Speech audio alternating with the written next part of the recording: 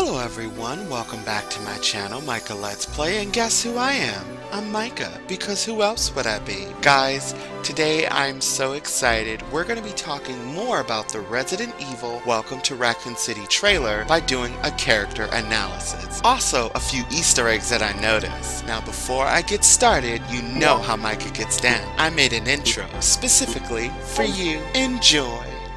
Now loading Micah's Let's Play.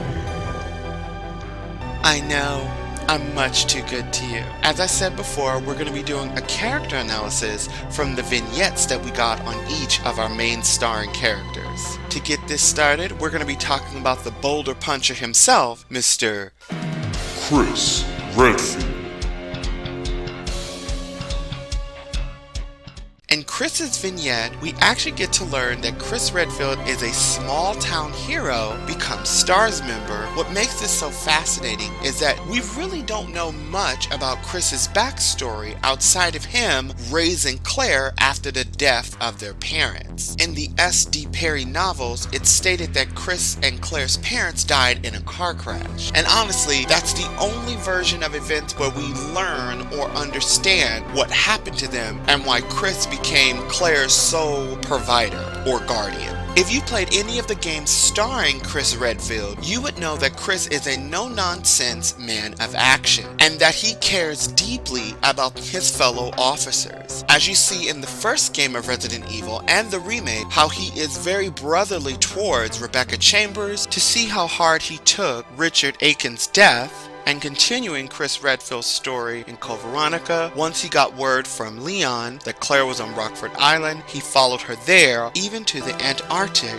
Umbrella Base. You see how devastated he is after the loss of Jill Valentine. You understand what partnership means to him when you see him partner up with Sheva Alomar in Resident Evil 5, and to see how devastated he was to see him lose an entire group of soldiers under his command, and how heartbroken he was after the loss of Pierce. And I'm excited to see how Robbie Amell is going to play Chris Redfield as this small town hero becomes S.T.A.R.S member. And I think Robbie Amell is going to have that perfect balance of rugged man of action with the heart of gold. And that is one of the key traits about Chris Redfield that I love the most. Let's jump into the master of unlocking herself and the queen of all sandwiches, Jill Valentine.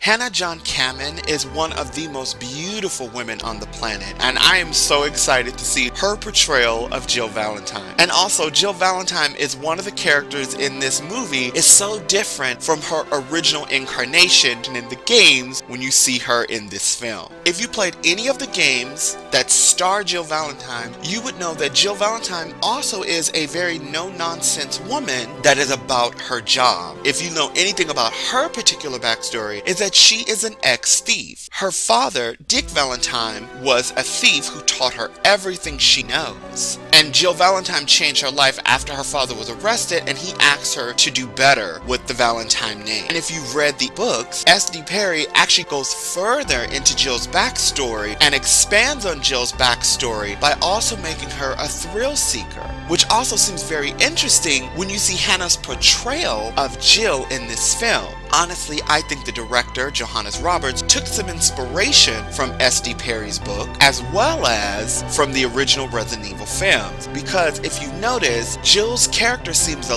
lot like Rain from the Anderson films. Also, if you read the S.T.A.R.S books, you would know that Forrest was Chris Redfield's rival as a marksman, and they play up on that in the movie that Jill is an excellent marksman. Not to mention, her uniform looks very much like Forrest's uniform in the original Resident Evil games. I think that Jill Valentine is an amalgamation of Rain, Forrest, and her book iteration combined together to make a more tomboyish Jill Valentine. And honestly, Jill Valentine, in my opinion, falls into the typical horror movie trope where you have your more effeminate protagonist female and the secondary female who's a little bit more rugged or tomboyish. For example, Ripley and Vasquez from Aliens. I hope that makes sense. I'm really excited to see Jill within this movie because it also seems like we get a glimpse of the real Jill Valentine at the end of Jill's vignette when she says, "Go on ahead, I'll find my own way." I think that is a huge Easter egg to the remake where Jill Valentine diverts Nemesis away from the fellow soldiers when her and Carlos meet back up at the train station. And I think it's really cute that Jill and Wesker seem like they might be potentially lovers, which will make their scenes together more interesting, especially when I explained in my previous video how Wesker and Richard have taken up the role for Barry Burton. And I'm really excited to see Jill and Wesker's scenes play out with this new layer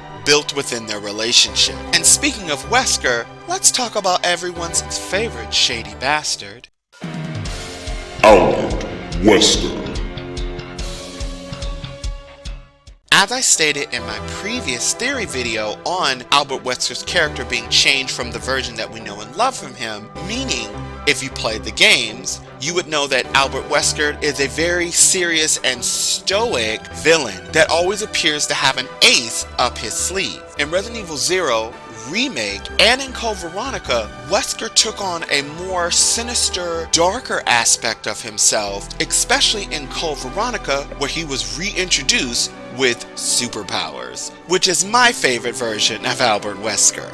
In this new film of Resident Evil, it seems that Tom Hopper is really focusing on making Albert Wesker a more three-dimensional character. Now here's why I think Tom Hopper's version is going to be so unique. For one, his new romance with Jill Valentine. And honestly, seeing Jill Valentine shoot Albert Wesker with the pop gun was actually one of the cuter scenes and made Wesker seem really cute. Not to mention the line of her saying, "It's a Jill sandwich now." I'm not gonna lie, I totally love that so much, but I've already talked about Jill. Let's get back to Wesker. As I stated before, I believe that Wesker took the role for Barry Burton. So I believe in this version of the film that Albert's arm is being twisted behind his back, metaphorically speaking, by Umbrella to get the combat data on the S.T.A.R.S members.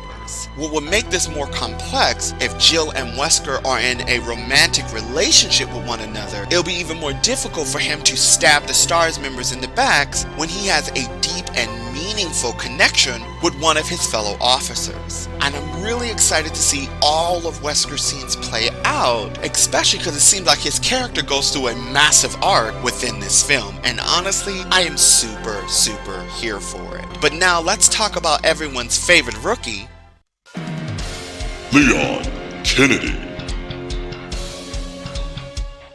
It goes without saying that Leon is a fan favorite, and I'm really excited to see Avan play him in this film. As I've stated before, I think Avan is so gorgeous, he's so beautiful. My thirst overrules my judgment on this one, kids, I'm sorry. But I'm really excited to see him play as Leon, especially when you see his vignette and you hear the director Johannes Roberts actually say he wanted an actor that looked nothing like the games. I think that's a very bold statement, as well as a very bold move for a character that is so well loved within this franchise. I was very intrigued with how Johannes Roberts interpreted Leon's character as a reluctant, nerdy officer, because once again, if you play the games, as I stated in my previous theory video, that Leon was a very forthright guy that believed in the law. I'm an officer of the law. He also had the new officer shine on him. Not to mention, Leon was the classic good guy archetype.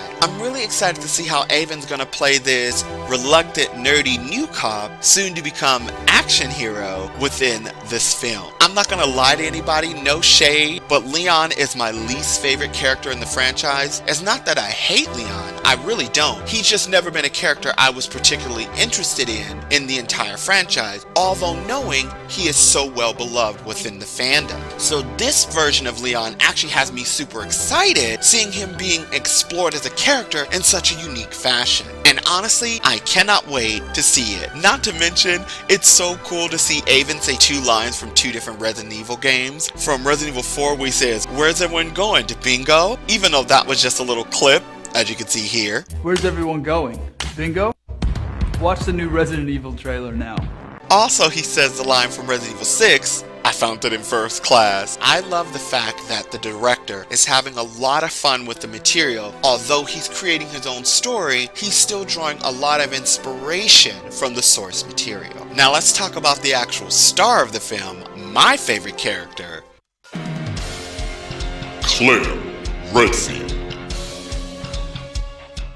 I love the fact that Scodelario played the Resident Evil games to do her research and to help herself get into character. I also love in her vignette when she describes Claire Redfield, saying that Claire is a rebel and she's not just here for guns. And I think that is such an interesting way of explaining this character, because if you played any of the Resident Evil games, Claire is, honestly, the world's greatest SJW, because she truly believes in helping out people, and I love that she has a big sister dynamic with Sherry and with Moira in 2 of the 3 different games she appeared in. When Claire first appears in the franchise, she starts off as a young college girl who actually becomes like a surrogate mother to protect a little girl to get her out of the city and away from her father, who's been horribly mutated by the Golgota virus, or the G virus if you're hip. And to see how this one storyline transformed Claire from just being a simple college girl into being an activist with Terra Save, as you see her character continue to expand when you see her in Resident Evil Degeneration, as she once again finds herself in the clutches of zombies as she's trying to protect another child, when you see her in Revelations 2 as her and Moira make their way off the island trying to escape the clutches of Alex Wesker. Also in Resident Evil Dark Side Chronicles, where I honestly feel that Claire Redfield got the shaft in that story. She was so underutilized, but I digress. And I'm really excited to see how Kaya actually embodies that within her portrayal of Claire Redfield. I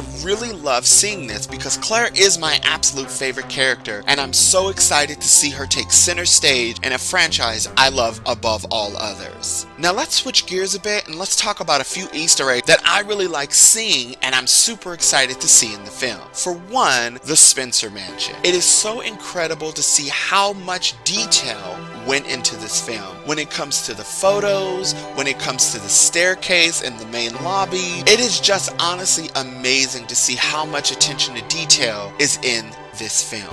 When you even see the Raccoon City Police Department down to the desk and the statue in the back, the statue of Lady Justice in the back of the RPD lobby, it is just utterly amazing. We even get to see the train from Resident Evil 2 98 and Resident Evil 2 R, seeing the train so beautifully brought to life. Honestly, every Easter egg I've seen, I even love the S.T.A.R.S office and you see the banner that says Welcome Leon. Every aspect of this movie has so much attention to detail, from the weapons to the costumes to the locations. It is absolutely amazing. Johannes Roberts' vision for this movie is a very faithful adaptation when it comes to how the film looks. Story-wise, he's done his own thing, but I'm excited to see how the story will play out. Another thing I want to point out, in my last theory video, I said behind the liquor that you see here on screen, I thought it was Mr. X, the tyrant. But after Claire's vignettes and newer trailers of Resident Evil, you see how Lisa Trevor, as I stated before, is an actual ally. Even though Johannes Roberts says she's still a villain, here's why I'm bringing this up. I believe behind the liquor is actually Lisa Trevor. Here's how I think this could be Lisa. Because if you look at the scene where Leon is crawling away from the liquor, Claire is standing behind Leon and she aims the gun down at the liquor. It wouldn't make sense for her to be on the opposite side of Leon and the liquor to take this shot, because the way this thing moves behind the liquor, it looks like it moves swiftly. Plus, this scene here where you see Lisa Trevor put her fingers to her lips, warning whoever she's looking at to stay quiet. I believe she's telling Leon and Claire to be quiet so the liquor can't hear them. Also, if you look at Lisa Trevor, it looks like she's going to be, as I like to think, a guide or a protector to Claire and Leon as they make their way from the RPD into the labs of Umbrella. That's my honest opinion, and that's what I think, until at some point she either sacrifices herself or proves herself to be a villain. That's my theory on that, and we'll just take it with a grain of salt because we don't know how right I am on any of this shit.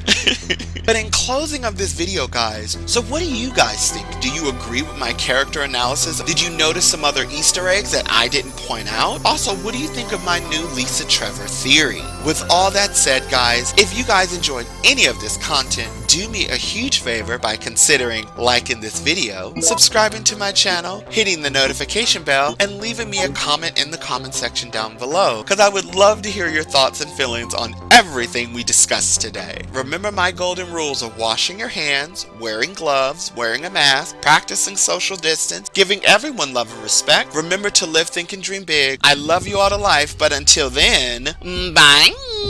Oh no! Mr. X is coming. Holy shit, he's in the room. Okay, I gotta go. Bye guys!